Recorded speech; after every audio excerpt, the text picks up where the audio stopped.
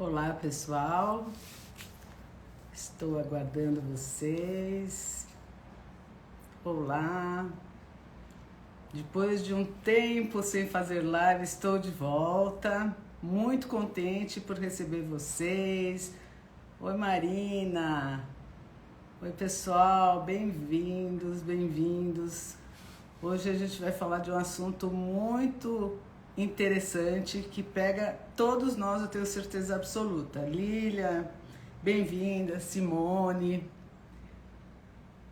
muito bem-vindos, muito bem-vindos. Então hoje eu vou falar sobre quem está no comando. Quem será que está no comando das nossas vidas?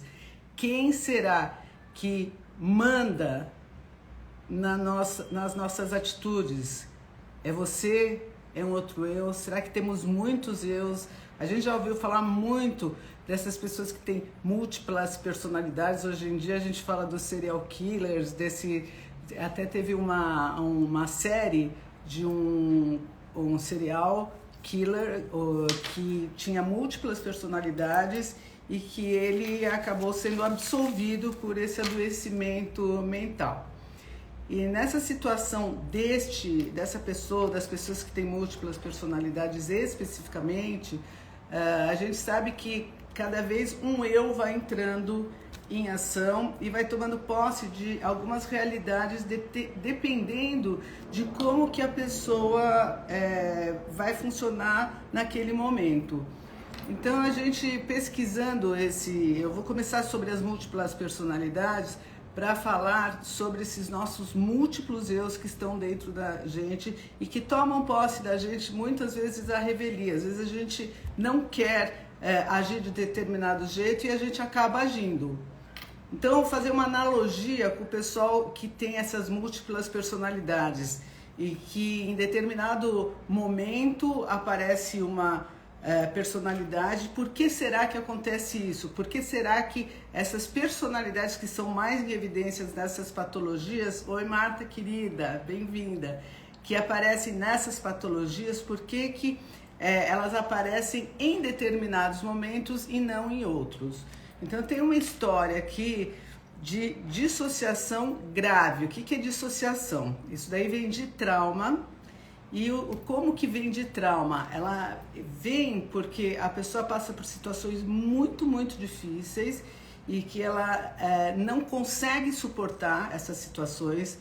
E aí, em algum momento, ela dissocia da realidade, mas para ela não pirar totalmente, ela sai fora, ela não lembra do que está acontecendo.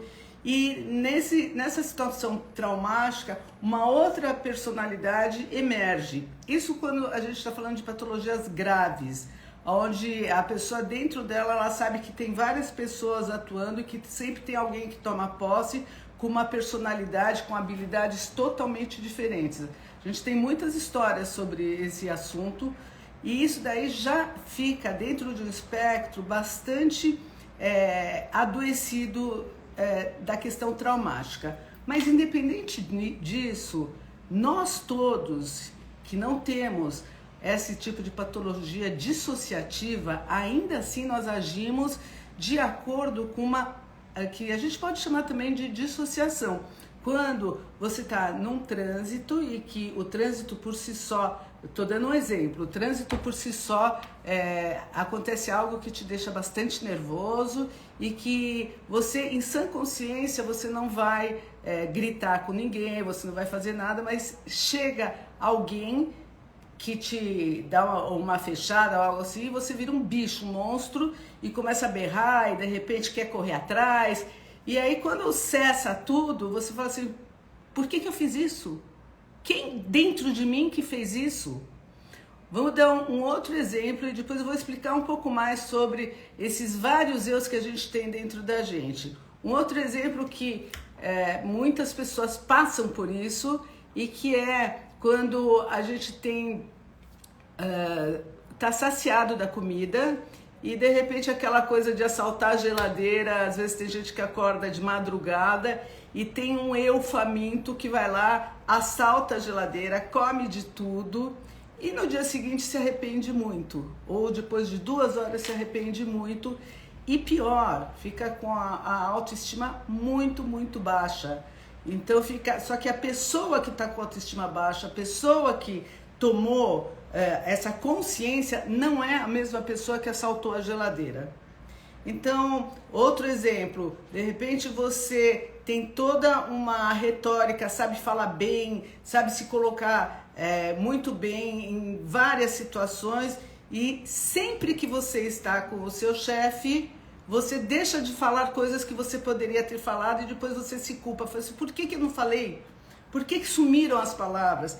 Então a gente tem infinitos exemplos de situações, tanto de que nós somos mais proativos e menos ativos, e que a gente se questiona por que eu agi assim, por que eu não falei isso, ou por que eu falei demais, ou por que eu agredi, ou por que eu comi, ou por que eu fiquei com medo, se eu não teria medo em hipótese alguma de nada, em sã consciência não tinha motivo para eu ter medo. Então, neste momento, a gente está falando dos nossos múltiplos eus, que à revelia, sem serem convidados, eles tomam posse deste eu mestre, o eu que é o coordenador do nosso projeto humano, aí que a gente pensa que é, né? Então a gente acha que a gente tem um diretor. Vamos dizer que agora quem está falando com vocês é a minha parte diretora, vamos dizer. Então eu estou nessa função de falar e de contar sobre as outras partes. Mas, claro que em várias situações de vida tem outras que catapultam, que se sobressaem. E a grande pergunta é, por que isso acontece?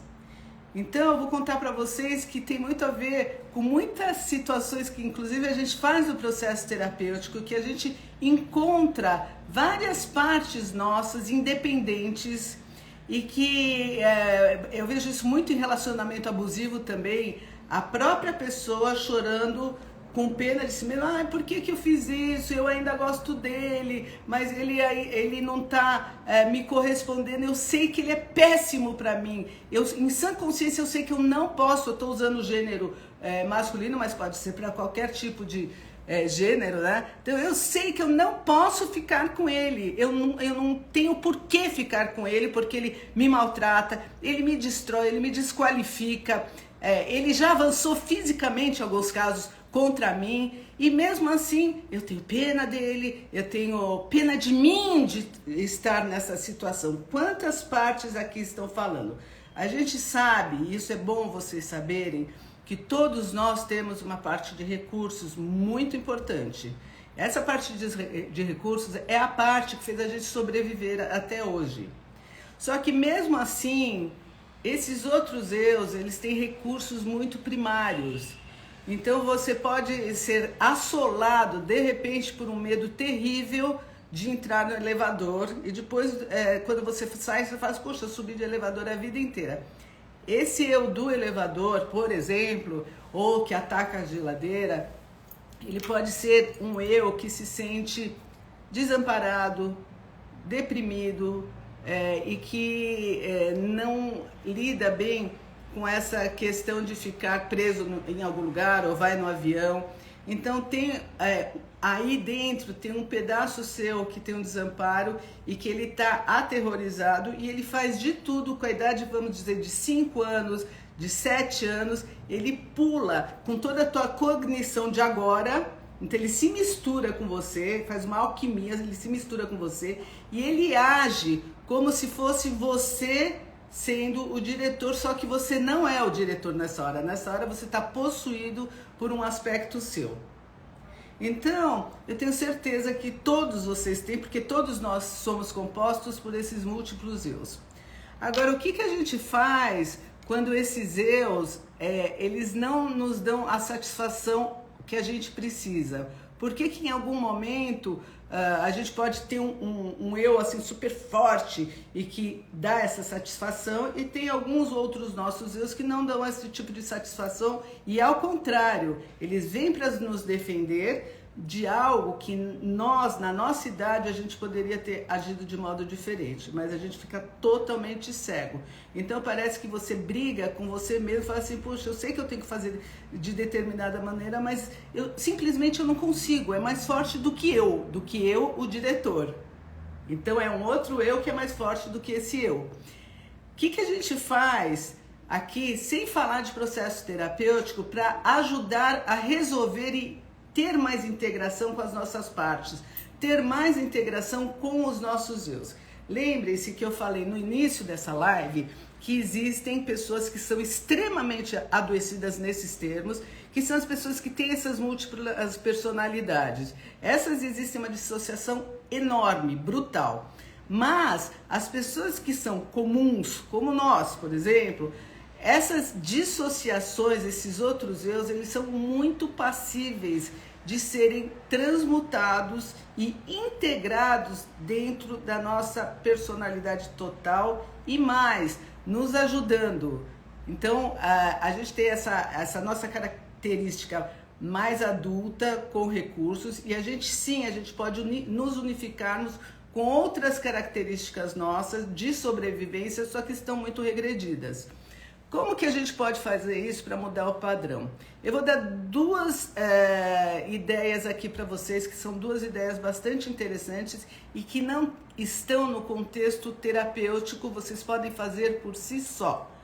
Óbvio que num contexto terapêutico a gente faz o reprocessamento cerebral e ele vai fazer uma cirurgia neurológica no cérebro de comportamentos viciados e ele vai se associar a uma rede neurológica que está mais saudável e toda essa forma de funcionar viciada, ela vai mudar. Como se você estivesse fazendo uma academia e vai ficando cada vez mais musculoso, vai ficando cada vez melhor. De outro modo, que não é dentro do contexto terapêutico, você pode se ajudar com um termo muito bom, que é despadronizar.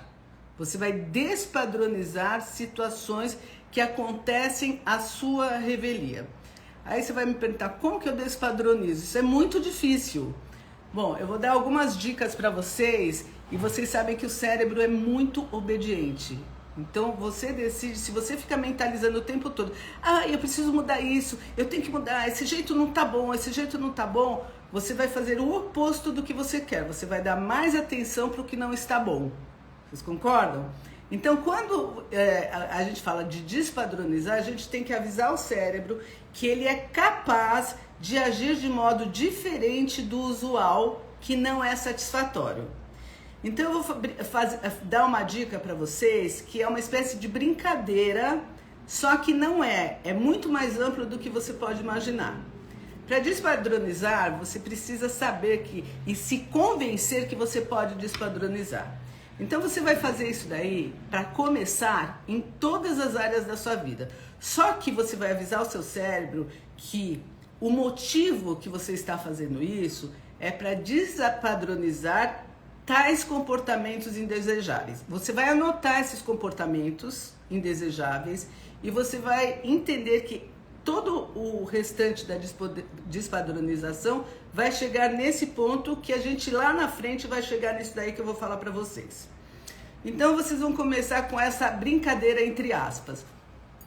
Vamos dizer que você faz sempre o mesmo caminho para ir para o seu trabalho, sempre o mesmo caminho para caminhar. A partir de hoje, que você escutar essa live, você vai fazer caminhos diferentes. Por que isso é importante? Porque você vai ter o ato da sua consciência fazendo algo diferente. Você vai sair do seu piloto automático. Essa é a parte 1. Então, você vai sair do seu piloto automático porque quando você tem comportamentos indesejados, você está sim no piloto automático.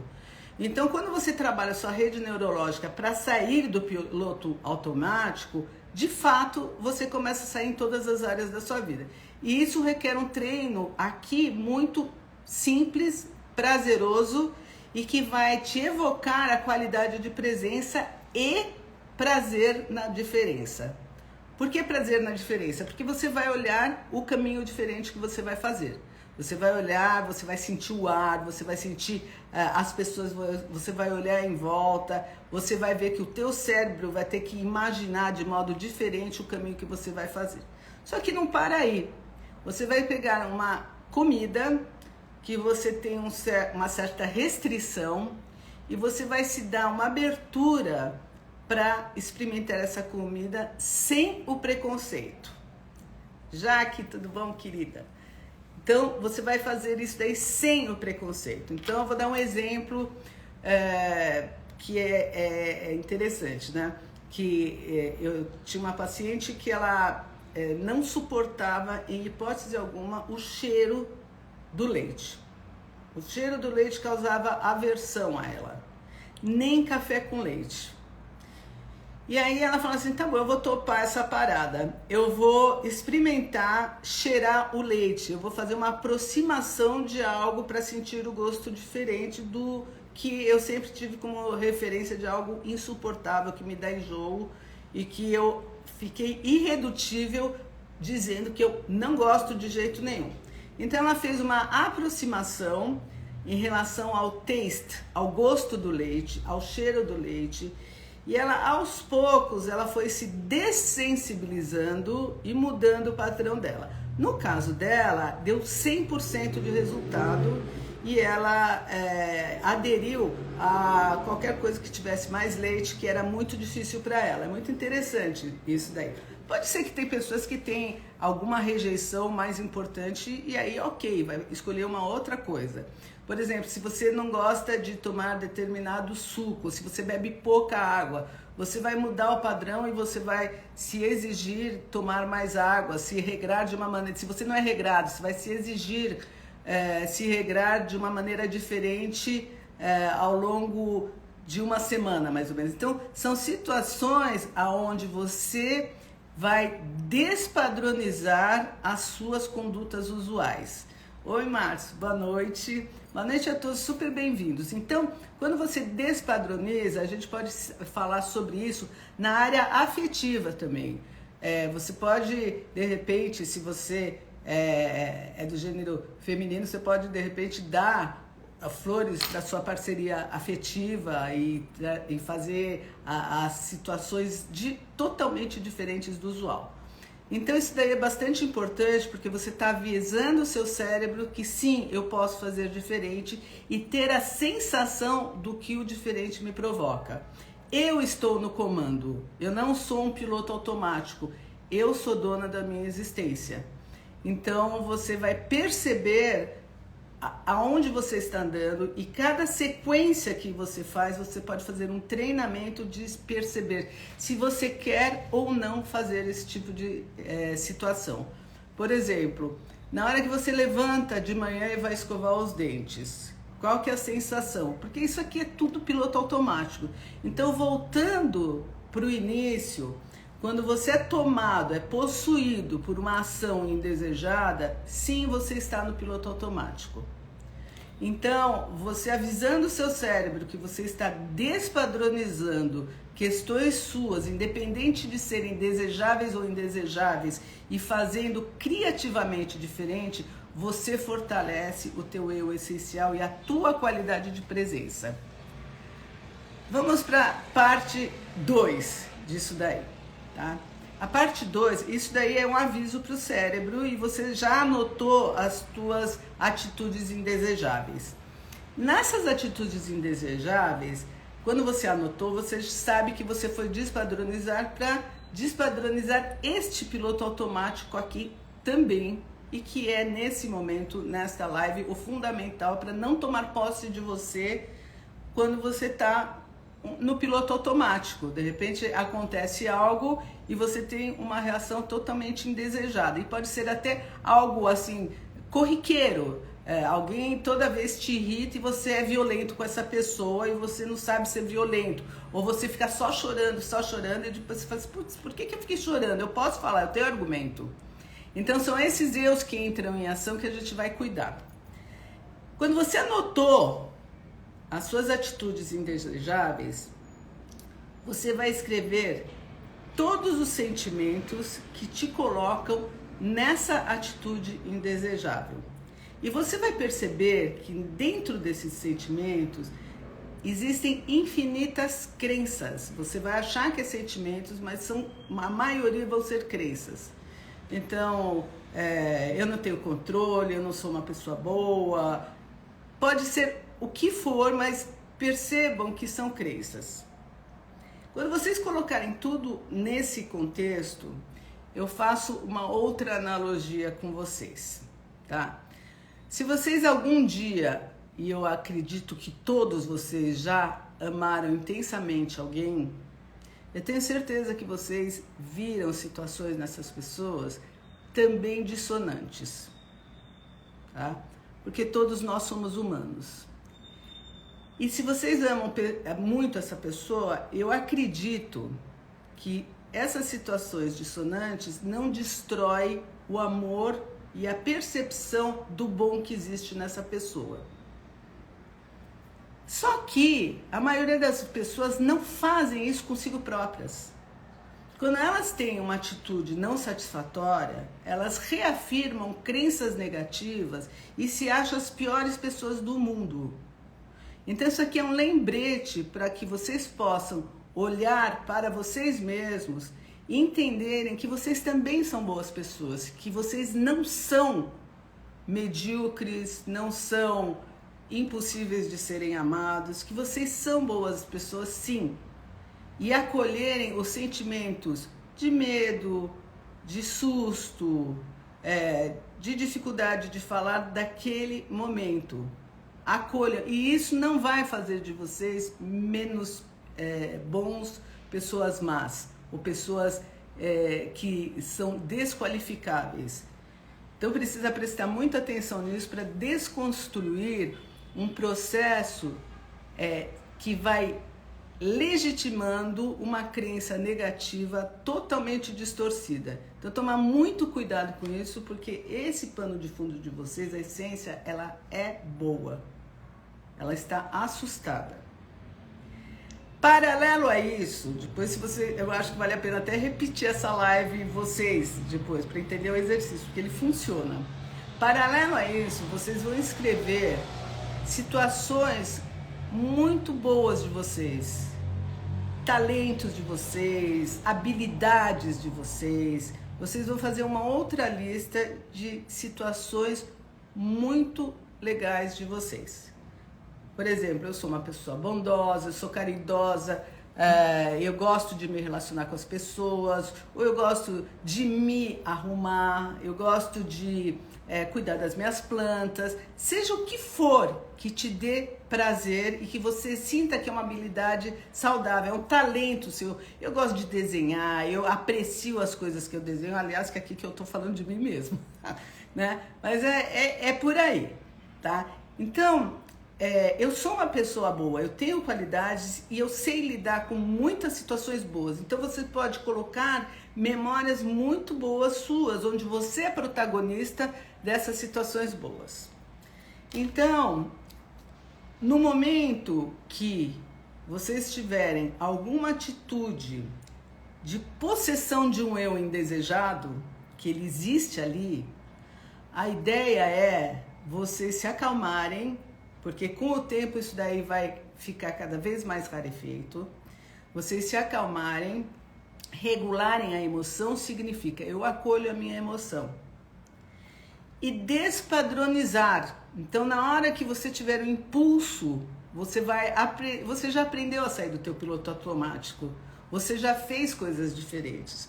Então, você vai começar a não reagir e sim a agir de acordo com a essência que você tem, que é o seu melhor. E você, a partir dessas crenças negativas, você vai perceber que a sua essência também é boa, porque as suas crenças não são o que você é. Você não é uma pessoa, um cretino, uma pessoa que não merece amor. Isso daqui é crença. A essência é boa. Assim como quando você gosta de alguém, você sabe que a essência da pessoa é boa. Então você vai fazer isso com você também. A sua essência também é boa.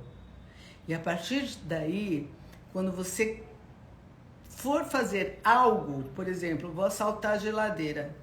Peraí, o que está me faltando agora? Entre em contato com seus aspectos positivos e vai despadronizando esse assunto até passar o momento desse gatilho. Isso são gatilhos. E acalmar este eu que está super ansioso. Independente do motivo que ele se criou dentro de você, você vai acalmar e vai trazer passo a passo a lucidez do que você está querendo. Eu estou carente de amor, eu preciso me preencher, eu passei por muito nervoso, eu me acalmo comendo. O que eu posso fazer para me acalmar também que não seja a comida? Então, uma sugestão minha, que eu adoro também, o que a gente faz muito no MDR, que é o abraço de borboleta. Então, na hora que tem este eu errático assolando você, e você já fez todos esses exercícios, para um minuto e entre em contato com o que você tem de bom, acolhe a tua sensação e vê que sentimento que tem por detrás desse impulso de pular na geladeira. Que sentimento? E acolhe o sentimento. Você tem direito de sentir coisas. Você tem direito de ser humano com você. De ser humano com você.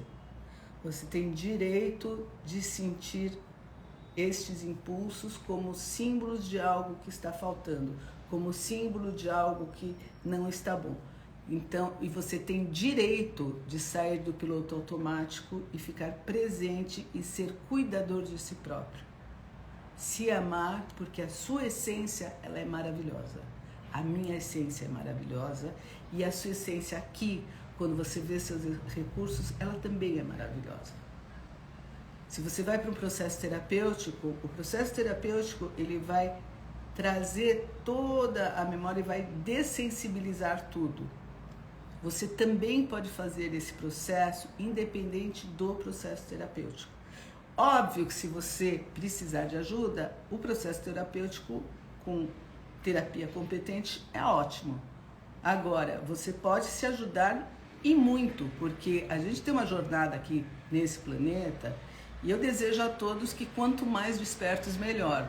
Porque a qualidade da nossa existência melhora, a qualidade da nossa vida melhora. E a gente está aqui num breve momento. E nós não podemos perder de vista isso. Independente das suas crenças de vida após morte, o que a gente tem de lúcido aqui é o nosso agora. E o meu agora, nesse momento, é poder dar o melhor para vocês e desejar que vocês possam despertar das questões que são humanas para todos nós, para que nós possamos passar nessa jornada, nesse planeta azul, da melhor maneira possível, despertos cada vez mais. Então, essas lives que eu faço, elas são lives para o movimento do despertar e para que a nossa qualidade de vida neste planeta, nesse corpo, independente da espiritualidade de cada um, da crença de cada um, seja cada vez mais lúcida, prazerosa e tranquila e que nós possamos nos unir nesse tipo de ajuda mútua. Então, que vocês possam ser difusores desse tipo de conhecimento para que as pessoas possam estar cada vez mais presentes, se amando e, por consequência, amando ao próximo, que é algo que é maravilhoso. E não é só ao próximo, é a tudo que existe. Então eu deixo hoje aqui um grande beijo para vocês, para esse reinício das lives. Estou pretendendo fazer toda quarta-feira às 19h30 da noite. Então eu vou pedir para vocês darem a opinião de vocês se às 19h30 na quarta-feira é bom, se vocês preferem um pouco mais tarde ou um pouco mais cedo. Eu estou literalmente à disposição e a serviço de passar estas mensagens de despertar para vocês. Então, um grande beijo e com muito carinho, quanto mais despertos, melhor.